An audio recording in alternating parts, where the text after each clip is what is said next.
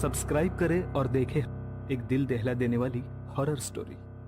बिना घबराए bell icon press करना ना भूलें।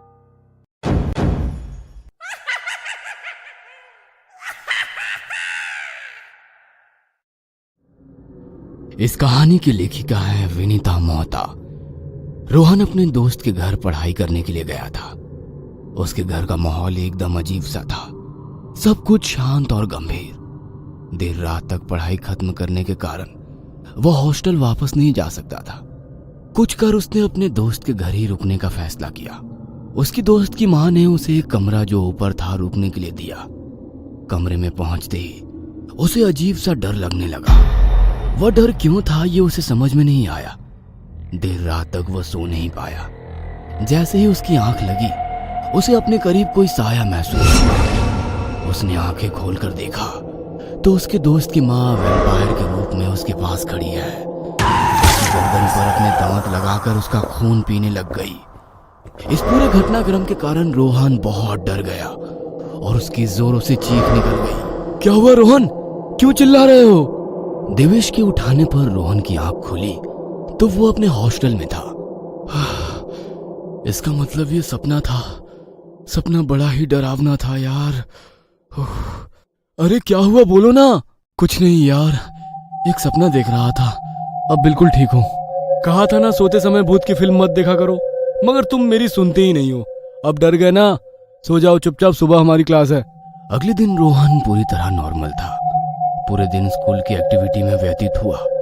रात को थक कर जैसे ही उसने बिस्तर पर अपनी आंखें बंद करी, कुछ देर बाद उसे वापस वही सपना आने लगा। डर के कारण दोबारा उसकी चीख निकल गई। क्या हुआ? देवेश फिर वही कल रात वाला सपना। कहते हुए रोहन डर के कारण पसीना पसीना हो रहा था। अरे परेशान मत हो, ये एक सपना ही तो है, सो जाओ, कुछ नहीं होगा। मगर उस रात के बाद रोहन कभी भी चैन की नींद नहीं सो पाया। हर रात उसे वही सपना आता। उसे समझ नहीं आ रहा था कि आखिर उस सपने का उसकी जिंदगी से क्या कनेक्शन है। वही डरावना सा घर, वही कमरा और वही उसकी माँ वैम्पायर बनकर उसके सामने खड़ी होती थी। कुछ दिनों के बाद उसकी क्लास में एक रवि नाम का लड़का पढ़ने आता है। देवेश और रोहन उसके अच्छे दोस्त बन जाते हैं। एक दिन रवि उन दोनों को अपने घर पर बुलाता है। देवेश किसी कारण से नहीं जा पाता है। रोहन जैसे ही उसके घर पहुंचता है वह हैरान रह जाता है, क्योंकि वह वही घर है जो वह हर सपने में देखता था। लगता है आज सपना हकीकत बन जाएगा। आज की रात मेरी जिंदगी की आखिरी रात है, मगर जो कुछ भी हो उस सपने की तह तक पहुंचना है तो घर में तो जाना ही होगा। डरते हुए रोहन रवि के घर के अंदर जाता है। अंदर पहुंचकर रोहन रवि के परिवार से मिलता है, लेकिन वो तो सपने के परिवार से उल्टे थे। रवि का परिवार हंसमुख और मिलनसार था। कुछ देर बाद सब लोग खाना खा लेते हैं और रोहन बहाना बनाकर उसके घर में रुक जाता है। रोहन को रुकने के लिए वही ऊपर का कमरा मिलता है। रोहन उस कमरे में जाता है तो सामने वही औरत की फोटो लगी थी जो उसे सपने में नजर आती थी। वह तस्वीर उतार कर देखता है तो उस पर रति बाला लिखा था। रवि, ये कौन है? ये इस घर की पुरानी मालकिन है। दादाजी ने इनसे ही घर खरीदा था। क्या तुम ये तस्वीर रात के लिए यहाँ से हटा सकते हो? हाँ, क्यों नहीं। रवि तस्वीर हटा देता है और उसे स्टोर रूम में ले जाकर रख देता है। रोहन कुछ देर तक रवि से बातें करता रहा, फिर दोनों उसी कमरे में सो गए। आधी रात को तेज बिजली कड़कने लगी और दूर कहीं उल्लू के रोने की आवाज आ रही थी। बिजली की गड़गड़ाहट से रोहन की नींद खुल गई तो रति बाला उसके बिस्तर के पास खड़ी थी। डर के कारण रोहन की चीख निकल गई। क्या हुआ? तुम क्यों चीख रहे हो? यहाँ पर अभी कोई था। रवि ने चारों ओर नजर दौड़ाई पर वहां पर कोई नहीं था। शायद तुम्हें वहम हुआ होगा। रोहन सारी ओर देखने लगा तो उसे भी रति वाला कहीं नजर नहीं आई, लेकिन तभी उसकी दोबारा चीख निकल गई। उसने रवि को दीवार की ओर इशारे से कुछ दिखाने की कोशिश की। सामने का नजारा देखकर रवि भी चौंक गया। रति वाला की तस्वीर वहीं पर टंगी हुई थी। उन्हें समझ नहीं आया कि जो तस्वीर वे लोग स्टोर रूम में रखाए थे तो वापस ऊपर कैसे आ गई। दोनों सारी रात सो नहीं पाए। रोहन ने अपने लैपटॉप खोले और रतिवाला के बारे में सर्च करने लगा। अचानक उसकी निगाह गूगल पर रतिवाला की तस्वीर पर गई। वहां पर लिखा था रतिबाला एक नर पिशाच। वहां पर उसके बारे में सिर्फ ऐसा लिखा था कि बिहार के पटना के पास एक छोटे से गांव में रतिबाला नाम की लड़की रहती थी। शुरुआत में तो वो बहुत नॉर्मल लगती थी, मगर धीरे धीरे गांव के लोगों में चर्चा होने लगी कि उसके ऊपर किसी बुरे साये का प्रकोप है। उसके हम उम्र बच्चों ने उसे कई बार कुत्ते बिल्ली या फिर जिंदा मुर्गे को खाते हुए देखा था। गांव के लोगों ने जब उसका विरोध करना शुरू किया तो वो वहां से गायब हो गई। इससे ज्यादा उसके बारे में कुछ नहीं लिखा था। रोहन ने उसके बारे में जानने का फैसला लिया। वो उसके गांव जा पहुंचा। गांव पहुंचने पर भी जितना उसे नेट पर पढ़ने को मिला था उतना ही वहां के लोगों को पता था। इससे ज्यादा किसी को कुछ नहीं पता था। ये रतिबाला और मेरा क्या संबंध है? वो मेरे ही सपनों में क्यों नजर आती है? रोहन अपनी कार से वापस अपने शहर लौट रहा था। अचानक उसकी कार रास्ते में एक घर के सामने रुक गई। घर बहुत ही पुराना सा था। अब ये और क्या मुसीबत है? कार चलते चलते अचानक क्यों रुक गई? रोहन ने घर की ओर देखा तो ना जाने कि सम्मोहन में उस घर की ओर खींचा चला गया। दरवाजे को जैसे धक्का दिया तो दरवाजा अपने आप खुल गया। रोहन अंदर दाखिल हुआ तो पूरे घर की सजावट बहुत ही अजीब सी थी।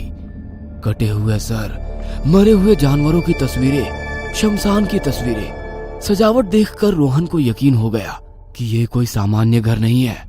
वो बाहर जाने वाला था कि उसके पैर अपने आप सीढ़ियों की ओर बढ़ने लगे। नीचे से ही चले जाओगे? ऊपर आकर हमसे मिलोगे नहीं? कौन है? मुझे कौन बुला रहा है? एक बार ऊपर तो आकर मिलो। तुम्हारे सारे सवालों के जवाब तुम्हारे पास होंगे। रोहन सम्मोहित होता हुआ उस आवाज की ओर बढ़ने लगा। सामने कमरे में एक महिला बैठी थी जिसके लंबे बालों से उसका पूरा चेहरा ढका हुआ था। कौन हो तुम? उस महिला ने जैसे ही अपना चेहरा ऊपर किया, रोहन डर के कारण 2 कदम पीछे हट गया। तुम तो रतिबाला हो। तुम यहाँ पर कैसे? आदेश, तुम पूछ रहे हो मैं यहाँ कैसे? मैं तो पिछले कई सालों से तुम्हारा यहाँ इंतजार कर रही हूँ। तुम भूल गए मुझे? मेरा इंतजार कर रही थी? मगर क्यों? मैं तो हॉस्टल जा रहा था। अचानक मेरी कार यहाँ तुम्हारे घर के सामने कैसे रुक गई? आदेश, अब हमारे मिलन का समय आ गया है। अब तुम्हें सब कुछ याद करना ही होगा। मैं पिछले कई दिनों से तुम्हें तुम्हारे सपनों में आकर हमारे पिछले दिनों की याद दिलाने की कोशिश कर रही हूँ, मगर तुम हो कि तुम्हें कुछ याद ही नहीं आता। हार कर मैंने तुम्हें तुम्हारे पुराने घर भी भेजा था, मगर वहां भी तुम्हें मेरी फोटो देखकर कुछ याद नहीं आया। इसीलिए मुझे तुम्हें यहाँ बुलाना पड़ा मेरे सरताज। जल्दी ही मैं तुम्हें सब कुछ याद दिला दूंगी। ये लो ताजा इंसान का खून, इसे पीकर तुम्हें सब कुछ याद आ जाएगा। क्या बकवास कर रही हो? इंसान का खून पीना पड़ेगा? इंसान होकर इंसान का खून कोई कैसे पी सकता है? इंसान नहीं, वैम्पायर इंसान का खून पीते हैं। तुम भी वैम्पायर हो। हम दोनों इंसान नहीं, वैम्पायर हैं। क्या कहा तुमने? तुम वैम्पायर हो? इसका मतलब मैंने जो नेट पर तुम्हारे बारे में पढ़ा था वो सब सच था। शायद तुमने आधी अधूरी बातें सुनी। मैं नहीं, तुम भी वैम्पायर हो। आज की रात तुम्हें सब कुछ याद आ जाएगा। बस थोड़ा सा इंतजार कर लो। तब तक तुम्हें एक कहानी सुनाती हूँ। आदेश, तुम तो शुरू से ही एक वैम्पायर थी। पूर्णमासी की रात को जब मेरा जन्म हुआ तो हॉस्पिटल में तुमने मेरा खून पीकर मुझे भी वैम्पायर बना दिया था। मेरे पैदा होने के बाद हर पूर्णिमा को तुम मेरा खून चूसते थे ताकि तुम्हारी तरह मैं भी ताकतवर हो जाऊं। बचपन से ही वैम्पायर होने के कारण माँ के दूध की जगह मैं माँ का खून पीकर ही पली बढ़ी हूँ। माँ तिल तिल सूख रही थी, मगर किसी को पता ही नहीं चला कि ये क्यों हो रहा है। बड़े होने पर कभी कुत्ते का और कभी बिल्ली का खून पीने लगी। बाकी सब तो तुम्हें मेरे बारे में पता ही है। आगे की कहानी सुनाती हूँ। अपने घर से गायब होने के बाद मैं तुम्हारे साथ तुम्हारे घर चली गई थी, जो तुम्हें सपनों में दिखता था।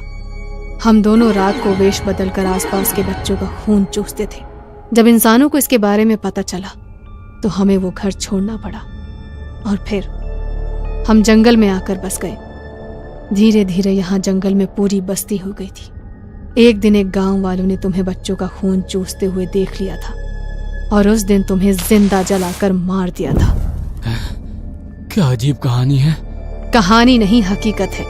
हमारी दुनिया का नियम है। जब कोई पिशाच इंसान द्वारा मार दिया जाता है तो उसे इंसान के रूप में दोबारा जन्म लेना होता है। इसीलिए तुम इंसान के रूप में जन्म लिए हो, मगर अब तुम 18 साल के हो गए हो, तो तुमको वापस पिशाच बनाने की जिम्मेदारी मेरी है। तुम्हें इसीलिए अप्रत्यक्ष रूप से याद दिलाने की सारी कोशिश कर रही थी मैं, मगर अब मैं तुम्हें सब कुछ प्रत्यक्ष रूप से याद दिला दूंगी। तुम्हें सब कुछ याद आ जाएगा। तुम भी मेरी तरह इस दुनिया में राज करोगे। हम दोनों मिलकर इस दुनिया को वैम्पायर वर्ल्ड में बदल देंगे। नहीं, ये नहीं हो सकता। मैं इंसान हूँ, इंसान ही रहूंगा।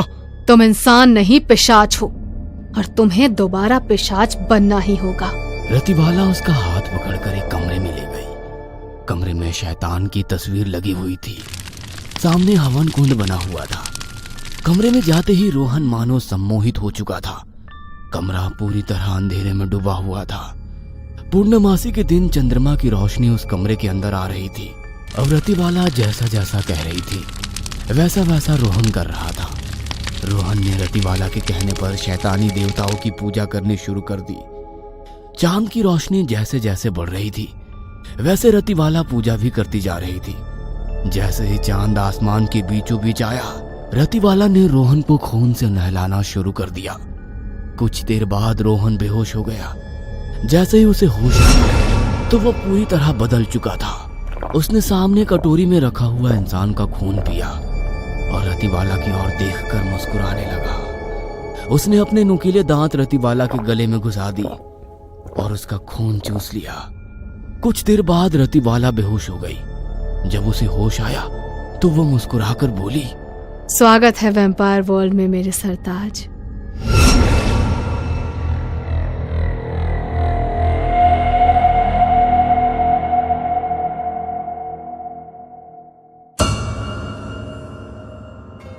ये कहानी आपको अच्छी लगी हो तो हमें सब्सक्राइब करें। हमारा इंस्टाग्राम और फेसबुक पेज जरूर फॉलो करें। और हाँ दोस्तों, सब्सक्राइब करना भूलना मत।